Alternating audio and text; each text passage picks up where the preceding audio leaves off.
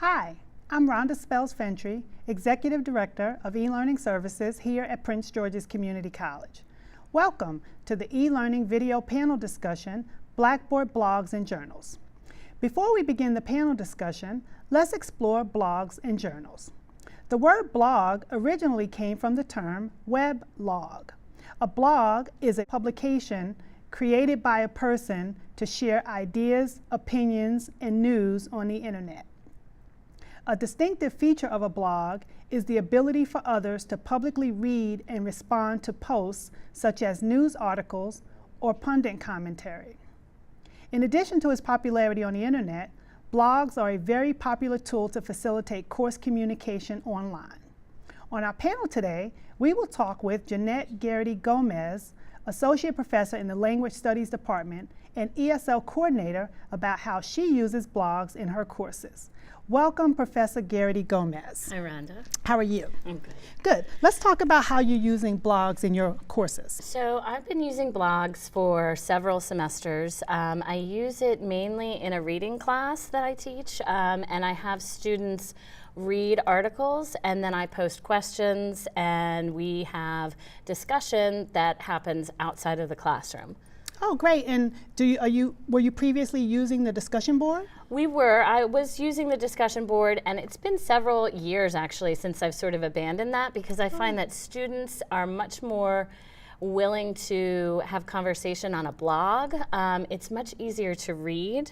I found that I was even having trouble keeping up with the amount of clicking that you need to do on the discussion board to find people's responses, and people were responding in different places, and it got very complicated. So a blog has really made it much easier for students and for me to view what people are saying. And can you talk a little bit about why that's easier? How is the blog structure different from the discussion board? The blog is, you have your initial post, and then you can have comments, and then people can create their own postings. So it's really nice because Blackboard captures all of that for you as the professor.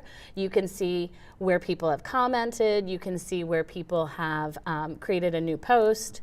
And they can also bring things in like, a video, they could put a link and things like that, which is really nice. The other thing that I really like about using blogs, people who are very quiet in the classroom about discussions on certain topics might really open up online.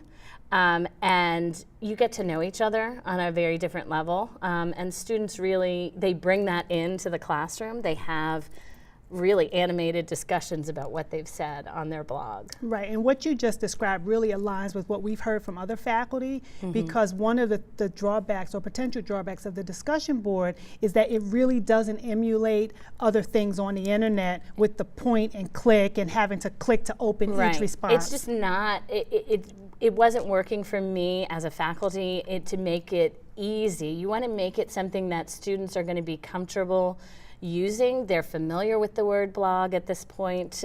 Even older students who might be first time back in the classroom, they've heard the word blog, they know about it, and I think they get, at least my students have a lot of pride that they're working on a blog, and posting.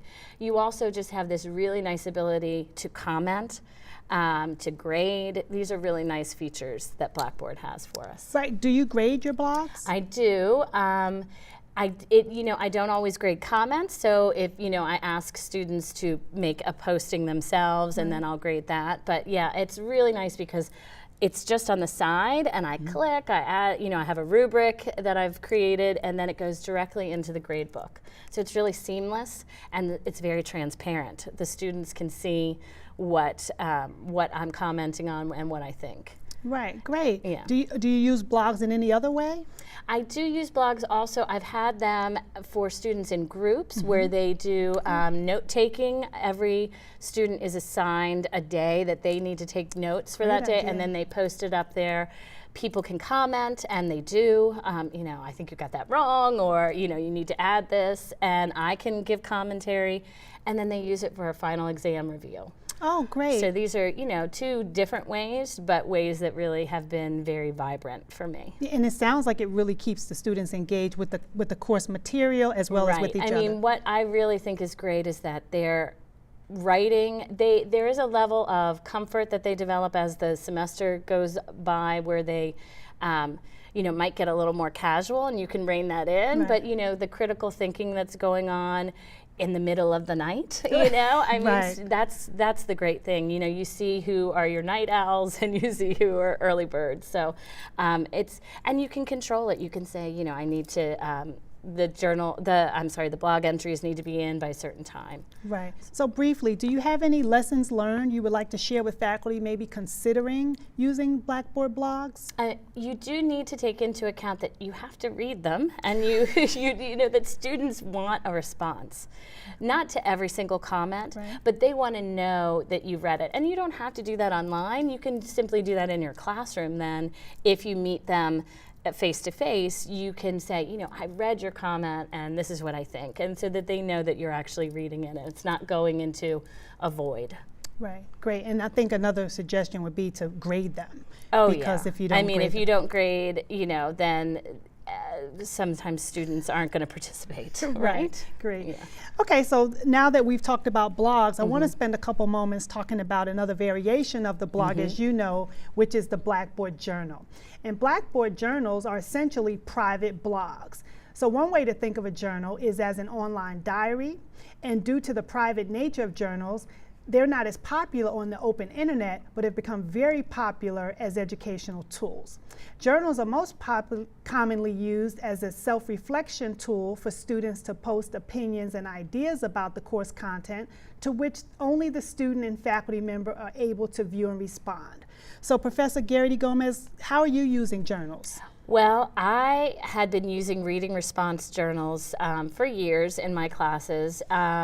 And it became really challenging when you have several sections where, I'm literally carrying around 60 to 80 different, composition notebooks. So you were previously doing your journals in hard Absolutely, Wow. hard copy. And Okay. so, that's really challenging, just physically. So it's very nice to take that and put that online. It's basically a private blog that the students are going to write, and you can respond to them. What I use it for is when they're doing longer readings and they're reading a book, and you can have conversation about more personal items, that they're not sharing with the entire class. Right, and another benefit or something interesting about journals is that it actually lets you kind of see student progression over the course of the semester. Absolutely, and you can choose to grade at certain points. You can say, I'm going to grade every time, or after collection. So it's good to you can make those choices with Blackboard. What is the student reaction to the online journals? The online journals, it's definitely, again, it's something that students are seeming to become more willing to use. They respond. They like that your response is much more immediate than me collecting these books, and then it takes me a week, and if not that I'm not doing my job, but it does take a long time. Right. And so again, that doesn't go away necessarily with using a Blackboard journal, but it, as soon as I do it for that student, it's there, they have it, they have the feedback, they know what I think, they know if they need to work on it more. So it's much more instant. Sure, and do you grade the journals as well? Absolutely, yeah, and that keeps students on their toes. And it's amazing, students who are very quiet in the classroom might have a lot to say, and they're just private. Great. So a journal works well for them. Good. So as we wrap up talking about blogs and journals, do you have any lessons learned or any advice you would give to a faculty member considering journals? I think it's a wonderful way to develop a rapport with your students. Right. I guess you could not grade them, if you wanted to just have a way to talk about the class in a private manner with students, but it's also just giving you that opportunity to ask students to think critically. Great. Okay, well, thank you very much. Thanks, Rhonda. Your insight into how you're using blogs and journal will be very beneficial to our faculty, so thank you so much. Thank you for joining us on today's session of Blackboard Blogs and Journals. If you're interested in using blogs or journals in your Blackboard course, contact eLearning Services at 322-0463, or you can email us at elearning@pgcc.edu. Thank you.